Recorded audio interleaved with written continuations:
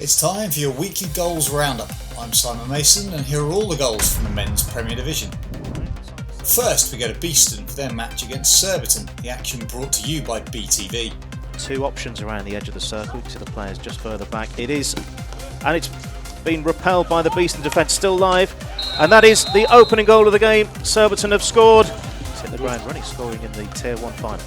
Crossfield diagonal ball, that's bounced, should be picked up in the circle. That's worked out really nicely for Beeston. At the baseline, is that turned in? Yes. It is, it's an equalising goal for Beeston. Play being held up there for a free hit.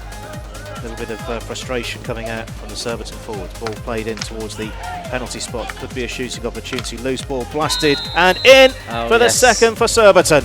Defenders, just to make things complicated. A little bit of movement for side this time, and that is the third strength in the Surbiton defence, and that's not only well watched, but the pass is excellent as well, and on their bike.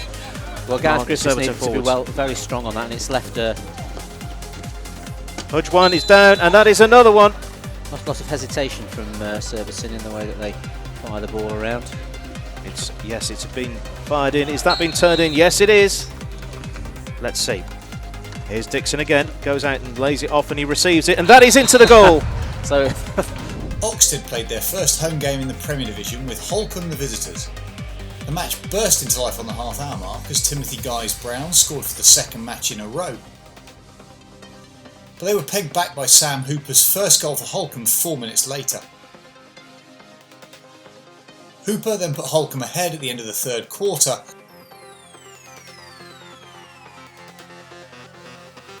Before the evergreen Barry Middleton sealed the points for the visitors late on. The University of Durham's first match in the Premier Division was at Old Georgians. James Carson fired the home side ahead in the 10th minute, with Tom Carson doubling the advantage in the 24th.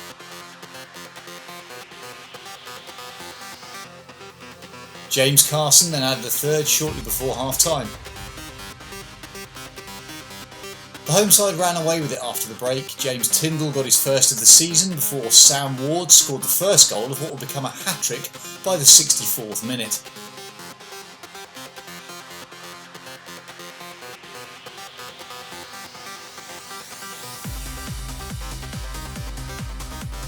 After that, there was still time for James Carson to add his third and Old Georgians' eighth.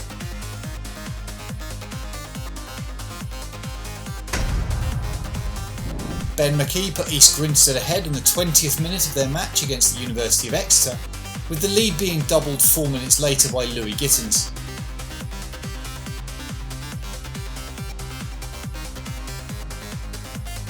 The home side looked to be back in the game, with Archie Winter scoring soon after the half-time break. But a penalty corner goal from Simon Faulkner and then open play goals from Simon Waite and Barney Bithell took the game away from the student side.